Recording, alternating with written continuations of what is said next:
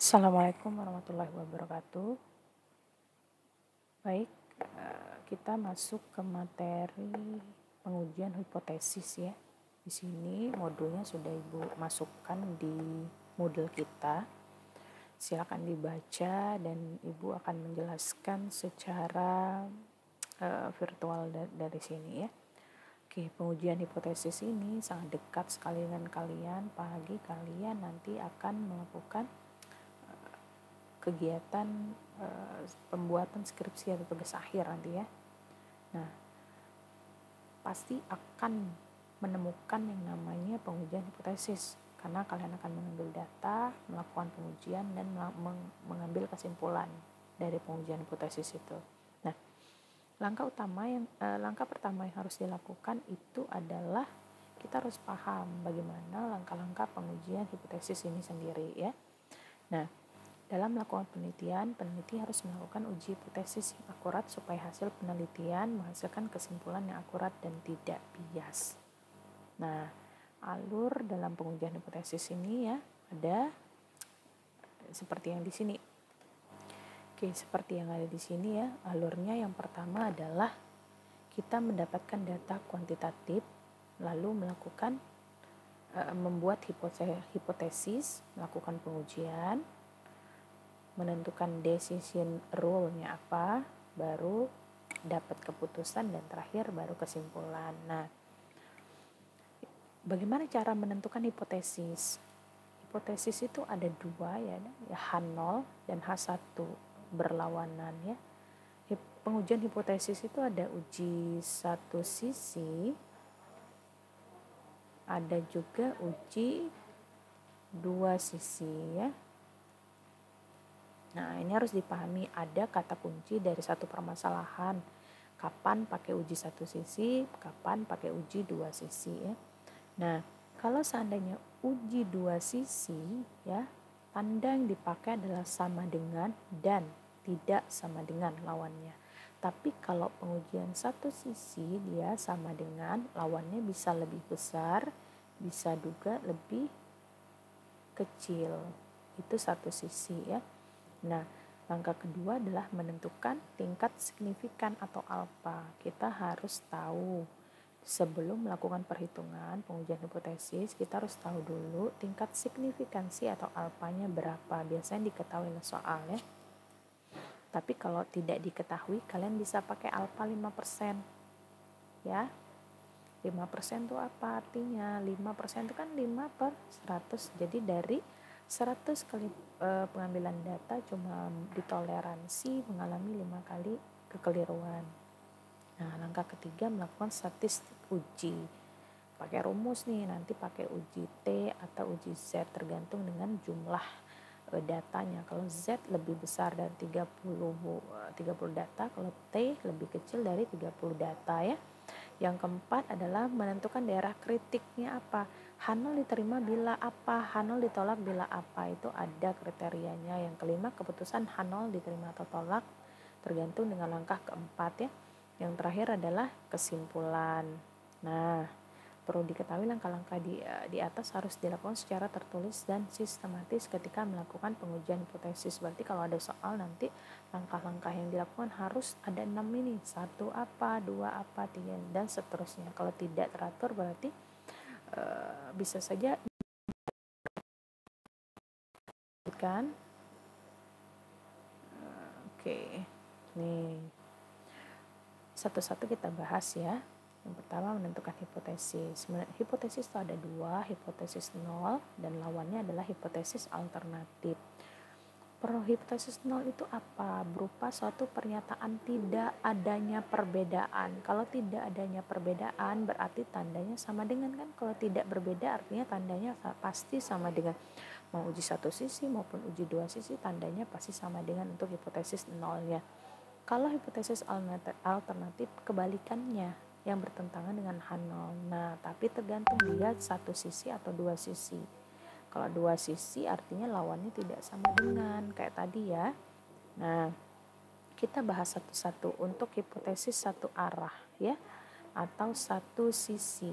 Jika hipotesis alternatif menunjukkan tanda lebih besar atau lebih kecil, ya, hal ini karena kan si peneliti atau si perancang hipotesis menginginkan satu perubahan satu arah, misalnya meningkatnya terjadi penurunan atau sebaliknya, ya. Contoh, sebuah perusahaan rokok menyatakan bahwa kadar nikotin rata-rata rokok yang diproduksinya tidak melebihi. Nah, ini kan sebenarnya adalah kata kunci ya. Kalau tidak melebihi gimana? Boleh nggak lebih? Nggak boleh, berarti tandanya pasti kurang dari, ya. Jadi mu-nya lebih kecil dari 2,5 nih. Kenapa lebih kecil? Karena ada kata kunci tidak boleh melebihi. Kalau tidak boleh melebihi berarti mu-nya harus lebih kecil, ya. Nah, kalau yang dua arah, kalau dua arah pasti sama dengan dan tidak sama dengan, ya. Berarti dia punya dua definisi nih, lebih besar atau bisa lebih kecil. Contohnya nih kita lihat ya. Suatu pabrik sereal ingin mengetes unjuk kerja dari mesin pengisinya. Mesin tersebut dirancang untuk mengisi 12 on setiap boxnya. Karena hanya ingin menguji apakah rata-rata mesin tersebut dapat mengisi 12 on setiap boxnya atau tidak. Berarti ini adalah dua sisi. Kenapa? Karena cuma mau dilihat dia sama dengan 12 ons atau dia tidak sama dengan 12 ons. Berarti H0-nya adalah mu sama dengan 12 dan H1-nya mu-nya tidak sama dengan 12, ya. Contoh lagi nih biar lebih paham ya bagaimana membuat hipotesis, ya. Nah, kita diminta menyusun hipotesis nol dan alternatif. Permasalahan pertama, rata-rata curah hujan di Danau Toba selama bulan Februari adalah 21,8 cm, ya. Berarti ini uji satu sisi atau dua sisi? Uji dua sisi. Kenapa? Karena dia cuma menguji mu-nya rata-rata, ya, karena dia rata-rata pakai mu-nya sama dengan 21,8 atau mu-nya tidak sama dengan 21,8. Paham ya? Nomor 2, banyaknya staf dosen PT yang menyumbang dalam suatu acara pengumpulan sosial tidak lebih. Nah, ini mengacu ke satu arah, ya. Arti tidak lebih. Kalau ini ada garis bilangan, ini batasnya. Kalau tidak lebih artinya ke sini kan? Di sini dia. Berarti kalau tidak lebih dia harus tandanya kurang dari. Tuh. Berarti H0-nya mu sama dengan 20% misalnya kan. Yang keduanya lebih kecil dari 20%. Tapi sekarang kita coba ini pakai ana. Karena dia persentase pakai proporsi, ya. P sama dengan 20% dan P kecil dari 20%. Kenapa? Dia satu sisi, lihat ada kata kunci ini. Seperti itu. Yang ini, di tahun mendatang sekurang-kurangnya 70%. Sekurang-kurangnya. Kalau sekurang-kurangnya artinya dia minimal yang dicapai. Minimalnya 70%. Boleh nggak lebih? Boleh lebih. Malah nggak boleh kurang. Berarti tandanya lebih besar. Dia uji satu sisi, uji sebelah kanannya, pihak kanan. Tuh, karena dia pakai persentase, ininya PP ini apa? Proporsi, ya. Oke. Kalau ini dalam pemilu mendatang, proporsi memilih calon lama adalah, ada nggak lebih kurang lebih kecilnya? Nggak ada. Berarti dia dua pihak atau dua sisi. Jadi H0-nya karena dia pakai proporsi, ya, 0,an, proporsinya sama dengan 0,58. H1-nya proporsinya tidak sama dengan 0,58. Langkah kedua, dia tadi menentukan alfa. Terus baru uji statistik, ya. Nah, rumusnya ini nih. sebelumnya sudah dipelajari ya di pertemuan sebelumnya. Rata-rata ini dia harus cari sigma, cari rumusnya ada, nanti kecuali dia soal yang sudah ada diketahui dari soal ya. Kalau uji dua pihak kan ini ya uji statistiknya ya, gambarnya ini kurva lonceng set, karena dua pihak dia ada sebelah kiri dan sebelah kanan. Yang enggak diarsir dia daerah penerimaan, daerah terima ya. Kalau yang diarsir dia tolak. Nah nanti tergantung Z kita, Z hitung dan Z tabel posisinya di mana ya. Contoh nih, sebuah perusahaan alat olahraga mengembangkan jenis batang pancing sintetik ingin menguji apakah alat pancing tersebut memiliki kekuatan dengan nilai tengah. Nilai tengah ini kan kayak median, mendekati dia rata-rata juga ya, 8 kg.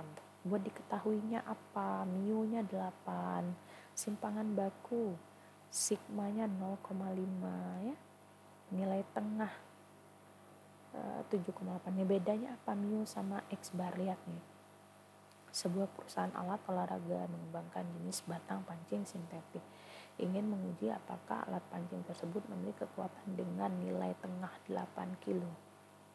Yang ini uji apabila suatu contoh acak. Nah sampelnya ini, yang ini untuk sampel, yang ini untuk populasi ya.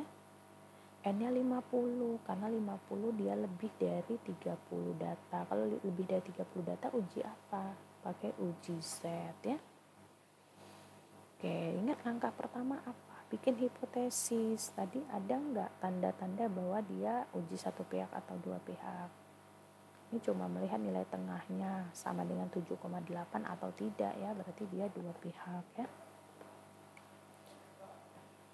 Oke nih, diambil yang populasinya ya, karena yang mau diuji yang mana, ingin menguji yang ini ya. Oke, alfanya ada nggak di soal? Ada, sudah ditentukan 0,01, berarti pakai 0,01 ya. Oke, aduh, oke.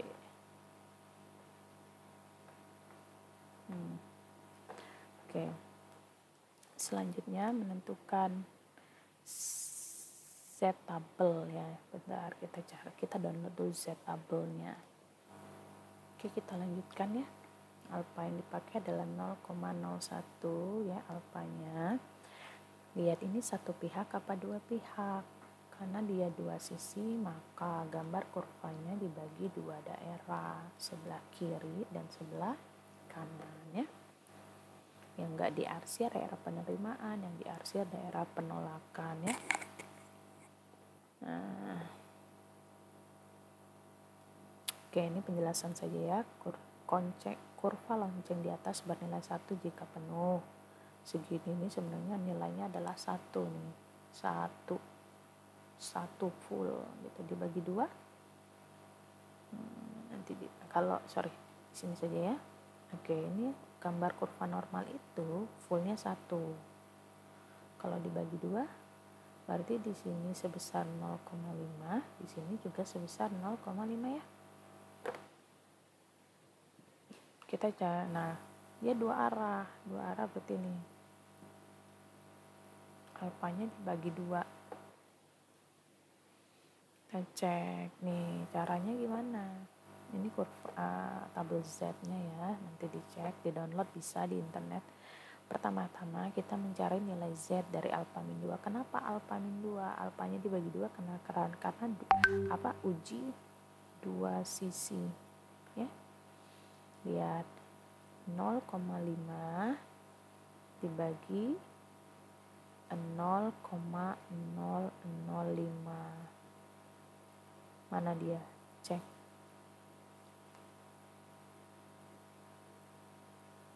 Oke, lanjutkan ya. Oke, nih. Tulis dulu alfa kita berapa tadi, 0,01 ya, karena dia uji dua sisi maka alfanya dibagi 2, 0,01 dibagi 2 adalah 0,005. Kalau digambarkan tadi, kalau full lonceng itu bernilai 1 dibagi 2, dia di sini adalah 0,5, di sini juga 0,5. Mau cari alfanya. Berarti kan kalau dari sini ke sini adalah 0,5, ya. Mau cari sisanya nih, artinya apa? 0,5 dikurang yang ini alfa tadi, ya.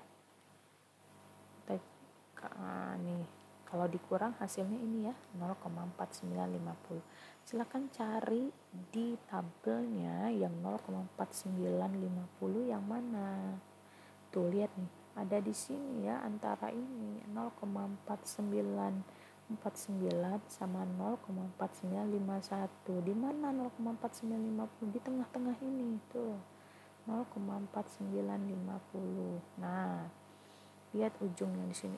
Kalau dia 0,4949, lihat yang kiri 2,5, atasnya 7. Kalau ini adalah 2,57. Kalau seandainya 0,4951, lihat nih, 2,58. Nah, kalau 0,4950 posisinya di mana? Ada di antara ini ya. Kalau di antara ini juga ada di antara ini. Cara nyarinya, lihat, antara 257 dan 2,58 itu ada berapa? Gimana nyarinya? Ditambah dibagi 2, jadi 2,575 ya. Tuh.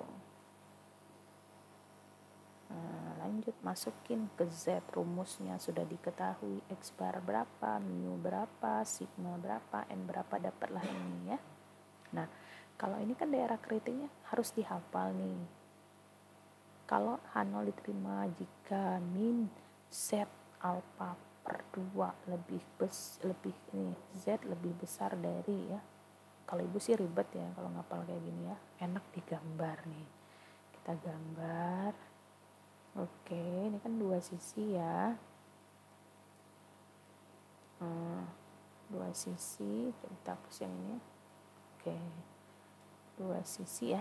Oke, Z tabelnya tadi ya, yang kecil negatif, yang sebelah sini negatif, yang di sini bernilai positif ya. Berapa Z tabel tadi ini kan? Yang ini di sini nih posisi yang set, kita ganti warna ya. Oke. Di sini negatif 2,575.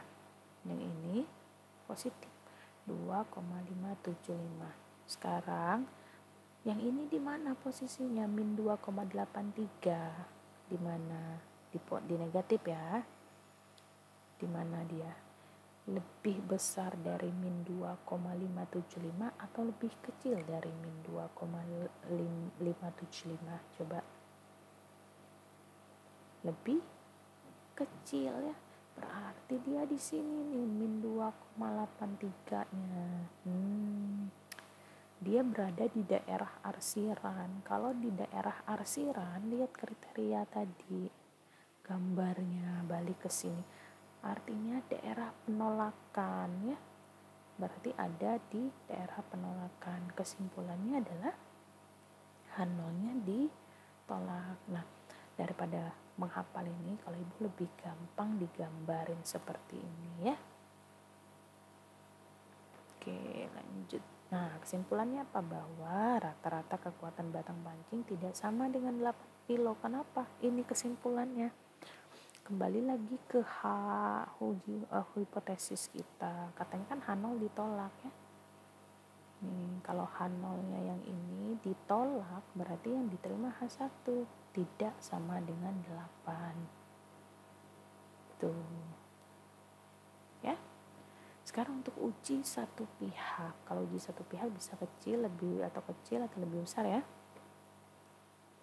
Kita langsung ke contoh soal saja ya. Nih. Seorang peneliti melakukan penelitian mengenai tinggi badan mahasiswa yang mengikuti mata kuliah statistika. Untuk itu dilakukan suatu penelitian terhadap 10 mahasiswa. Kalau 10, N-nya lebih kecil dari 30. Kalau kecil dari 30, pakai uji T. Ya. Alpha ini. Nah, X bar-nya belum diketahui, sigma-nya belum diketahui, cari sendiri ya. Cari rumus ya. Cari rumus, nyari X bar gimana? Kalau X bar nyarinya adalah rata-rata kan. X bar ini adalah rata-rata. Kalau rata-rata tinggal dijumlahkan semua, 185 tambah 150 ditambah terus sampai 150 dibagi ada berapa datanya? Bagi 10. Nanti dapatlah 6163,40. Nah, S-nya cari ya. Simpangan bakunya. Oke, cari S. Nah, buat hipotesisnya. Yang ditanya apa? Apakah tinggi mahasiswa itu adalah 155? Ini adalah uji 2 sisi. Kalau ini di atas apa di bawah, itu uji 1 sisi. Kita coba yang uji 1 sisinya saja ya.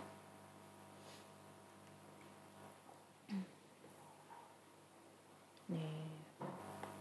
Apakah tinggi badan mahasiswa di atas? Berarti kalau di atas tandanya lebih besar ya. Cari X bar-nya, cari S-nya ya. Oke, langkah pertama buat hipotesisnya. Sudah, alfa yang dipakai 0,05. Dibagi 2 enggak? Enggak. Kenapa enggak? Karena uji 1 sisi. Kalau uji 2 sisi yang alfanya dibagi 2 ya. Nah, gambarnya berarti sini. Kenapa sebelah kanan? Karena dia harus lebih besar. Z-nya diganti T. Kenapa pakai T? Karena N-nya cuma 10, lebih kecil dari 30. Pakai uji T ya. Nah, ini. Tadi datanya ada 10. DF. Di sini DF. Cara nyarinya gimana? Jumlah data dikurang 1. Berarti tadi 10 kurang 1 sama dengan 9. Cek 9. Alpha yang pakai 0,05 ya. Nah, ini aja nih, udah di garis. 9 DF-nya 0,05, alfanya berarti 1,833. Itu adalah T tabel. Oke, cari T hitung sekarang. Kenapa? Jadi inti dari pengujian hipotesis ini ya, hipotesis itu adalah membandingkan T atau Z hitung dengan T atau Z tabel. Kenapa atau? Karena dia tergantung datanya tadi. Kalau lebih kecil dari 30 pakai uji T, kalau lebih besar dari 30 dia pakai uji Z. Cari sendiri T-nya, rumusnya sama ya. Pakai S tapi dia bukan pakai sigma. 2,48 tuh. Oke, ini pakai ngapal lagi, mau dihafal malas juga ya. Yang gampang kita gambar. Oke, 1 sisi. Berarti ya, alfanya adalah tadi berapa? T tabelnya 1,833 nih tuh. Sekarang 2,48 di mana? Di sini lebih besar ya, berarti bisa aja di sini nih. Ini adalah 2,48. Dia daerah penolakan juga. Ingat kalau yang diarsir misalnya, ini nggak perlu, aduh ibu salah ngasih contoh di sini, nggak perlu di sini ya, nggak terhapus nih. Oke, pokoknya ya kalau ada arsir gitu kan, ini 2 sisi misalnya, yang diarsir itu H0 tolak, nggak diarsir H0 terima ya. Itu. Nah, ini diarsir ya. Diarsir berarti H0-nya ditolak, H1 diterima. Cek hipotesis kita. H1 diterima berarti ini berarti lebih besar dari 15. Tinggi badan mahasiswa tersebut lebih dari 155. Yang ini uji 1 sisi sebelah kiri sama saja, cuma dia di sebelah kiri ya, negatif berarti alfanya. Oke, Oke, makasih. Assalamualaikum warahmatullahi wabarakatuh.